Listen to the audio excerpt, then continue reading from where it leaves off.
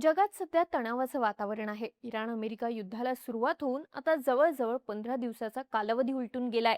28 फेब्रुवारीला युद्ध सुरू झालं.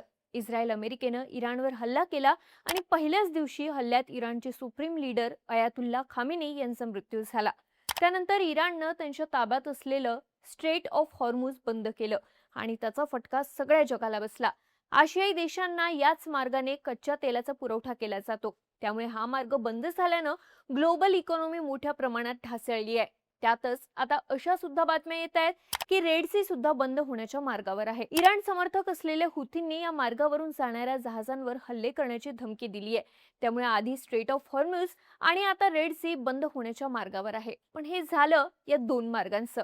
जगात असे महत्त्वाचे 10 समुद्री मार्ग आहेत जे देशांची ग्लोबल इकॉनॉमी चालवतात.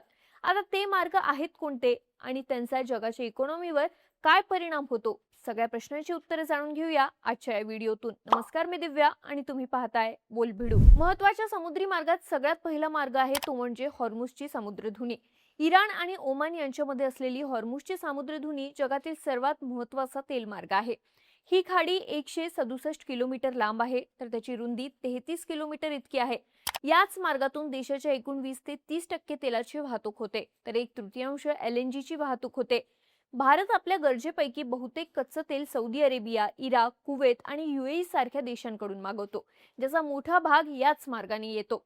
आता इराणने हा मार्ग बंद केल्याचा फटका आशियाई देशांना बसतोय. भारत सुमारे 26 लाख बॅरल कच्चं तेल दररोज याच मार्गाने आयात करतो. केपलरच्या आकडेवारीनुसार जानेवारी-फेब्रुवारीमध्ये भारताच्या एकूण मासिक तेल आयातीपैकी सुमारे 50% हिस्सा हॉर्मुझच्या मार्गाने आला आहे. नोव्हेंबर-डिसेंबर 2025 मध्ये हा आकडा 40% होता, जो आता वाढला आहे. याशिवाय या मार्गातून गॅस देखील पुरवला जातो. आता इराणने हा मार्ग बंद केल्यानं जगातील 20% इंधन आणि गॅस पुरवठा ठप्प झालाय. शिवाय याचा परिणाम हा चीन, कोरिया आणि जपान यासारख्या मोठ्या देशांना होताना दिसतोय, कारण हे देश याच मार्गाने येणाऱ्या इंधन आणि गॅसवर अवलंबून आहेत. भारताला लागणारे इंधन मोठ्या प्रमाणात या मार्गाने येतं. हा मार्ग बंद झाल्यानं त्याचे परिणाम आपल्याला भारतात स्पष्ट पाहायला मिळतात. वाढत्या धोक्याच्या पार्श्वभूमीवर आंतरराष्ट्रीय तेल टँकर कंपन्या आणि कंटेनर जहाज चालवणाऱ्या कंपन्या त्यांचं बुकिंग थांबवतायत आणि या समुद्रधुनीतून होणारी वाहतूक रद्द करतायत. त्याच वेळी विमा कंपन्या आपलं संरक्षण काढून घेतायत, ज्यामुळे हॉर्मुझमधून व्यापार करणं व्यावसायिकदृष्ट्या कठीण झालंय.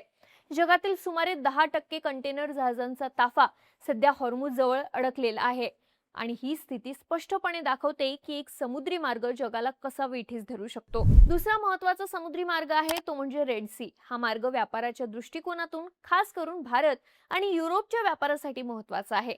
हा मार्ग 2250 किलोमीटर लांबीचा मार्ग आहे. आंतरराष्ट्रीय व्यापाराच्या सुमारे 12% ते 15% वाहतूक याच मार्गाने होते.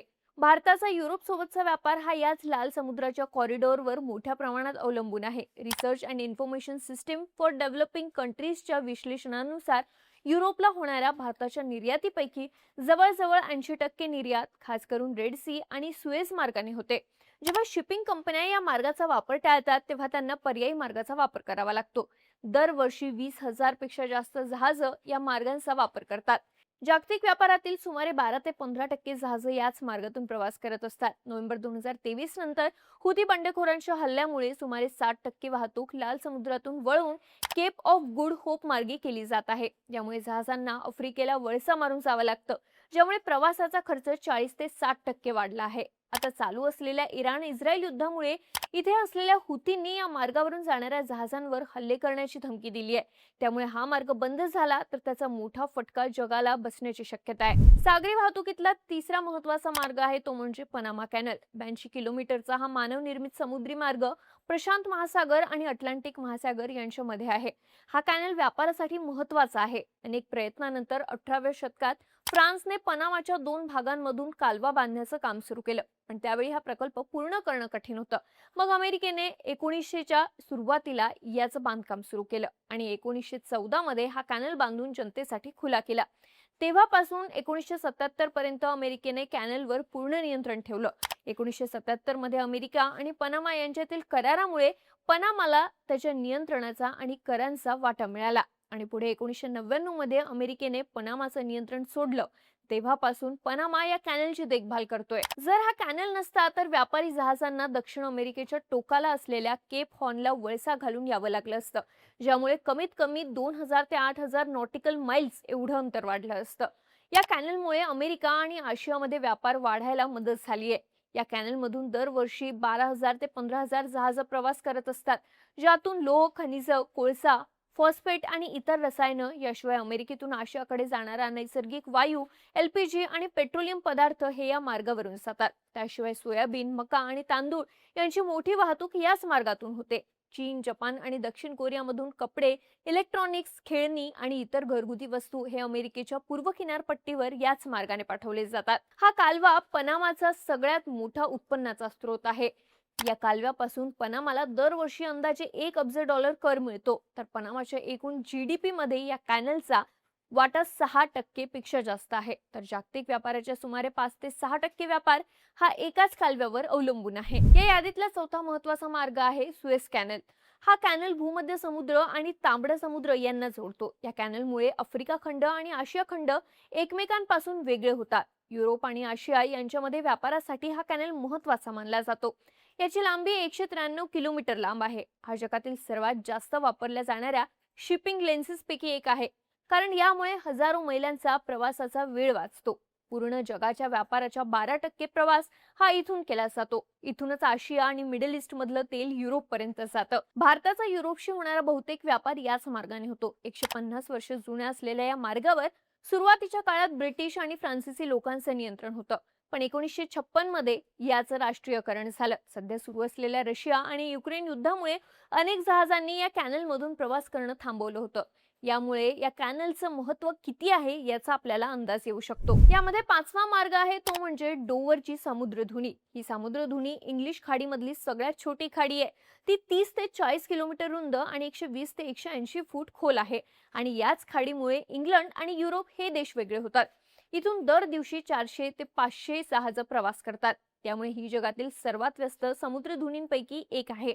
अटलांटिक महासागर, उत्तर समुद्र आणि बाल्टिक समुद्रादरम्यान प्रवास करणारी बहुतेक जहाजं स्कॉटलंडच्या उत्तरेकडील धोकादायक आणि गोलाकार मार्गावरून प्रवास करण्यापेक्षा डोव्हरच्या समुद्रधुनीतून प्रवास करणं पसंत करतात. इंग्लंड आणि युरोपमध्ये येणाऱ्या आणि जाणाऱ्या बहुतेक मालाची वाहतूक याच कॅनलमधून होत असते. यामध्ये 6वा मार्ग आहे तो म्हणजे सेंट लॉरेन्स सीवे. हा समुद्री मार्ग उत्तर अमेरिकेच्या ग्रेट लेक्सला अटलांटिका महासागराशी जोडतो. याची लांबी साधारणपणे 3700 किलोमीटर इतकी आहे. या मार्गातून दरवर्षी 40 ते 50 मिलियन टन कार्गो प्रवास करतात, ज्यातून लोखंड, कोळसा, गहू आणि ऑटोमोबाईल भाग याची वाहतूक केली जाते. इथून होणाऱ्या माल वाहतुकीमुळे दरवर्षी अंदाजे 34.6 अब्ज डॉलर एवढी आर्थिक उलाढाल होते. तसंच कॅनडा आणि अमेरिकेतील 2,27,000 लोकांना रोजगार मिळतो.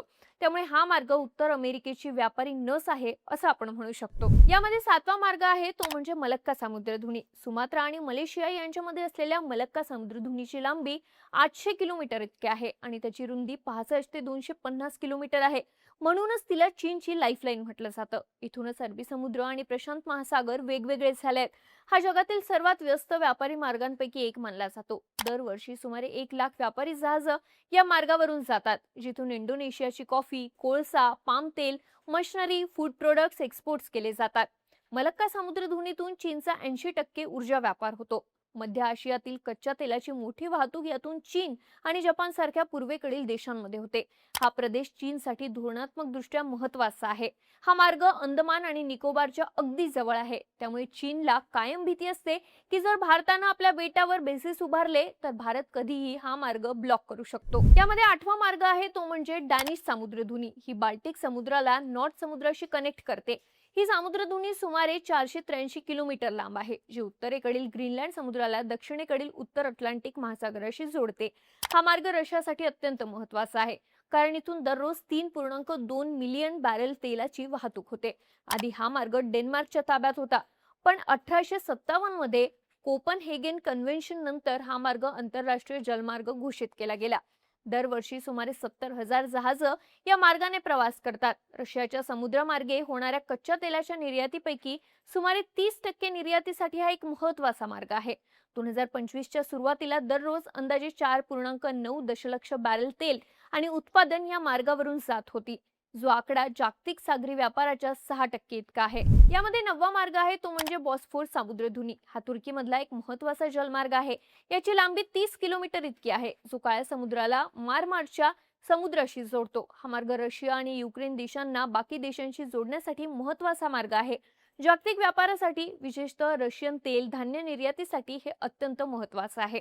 दरवर्षी या समुद्रधुनीतून मोठ्या प्रमाणात तेल उत्पादन आणि धान्य वाहतूक केली जाते, ज्यामुळे ते आंतरराष्ट्रीय ऊर्जा आणि कृषी बाजारपेठांसाठी एक महत्त्वाचा चेक पॉइंट ठरतो. पण रशिया युक्रेन युद्धामुळे तुर्कीने या मार्गावर मॉन्ट्रो कन्व्हेन्शन लागू केलं आहे, ज्यामुळे युद्ध नौकांच्या वाहतुकीवर मर्यादा आल्या आहेत. यामध्ये 10वा मार्ग आहे ट्रान्स पॅसिफिक रूट. हा जगातला सगळ्यात महत्त्वाचा आणि बिझी असलेला सागरी महामार्ग आहे, जो आशियातील प्रमुख औद्योगिक देश जसं की भारत, चीन, जपान, दक्षिण कोरिया, तैवान आणि व्हिएतनाम यांना अमेरिकेच्या पश्चिम किनारपट्टीशी असलेल्या बंदराशी जोडतो. जगातील सर्वाधिक इलेक्ट्रॉनिक्स, कपडे, खेळणी आणि औद्योगिक यंत्रणा सामग्री याच मार्गाने आशियातून अमेरिकेत पाठवली जाते. जगातील एकूण सागरी कंटेनर वाहतूकपैकी मोठा हिस्सा याच मार्गावरून होत असतो. आता याचे दोन मुख्य मार्ग आहेत. उत्तर पॅसिफिक रूट, जो जपान आणि कोरियाला अमेरिका आणि कॅनडाशी जोडतो, तर दक्षिण पॅसिफिक रूट, जो आशियाला दक्षिण अमेरिकेशी जोडतो. जर या मार्गात काही झालं तर याचा थेट फटका हा अमेरिकेला बसतो आणि अमेरिकेत दरवाढीला सुरुवात होते. याशिवाय सुद्धा आणखी काही समुद्री मार्ग आहेत जे व्यापार करण्यासाठी वापरले जातात. बाकी तुम्हाला ही माहिती कशी वाटली आम्हाला कमेंट बॉक्समध्ये नक्की सांगा आणि अशाच माहितीपूर्ण व्हिडिओसाठी आमच्या बोल भिडूच्या YouTube चॅनलला सबस्क्राईब करायला विसरू नका.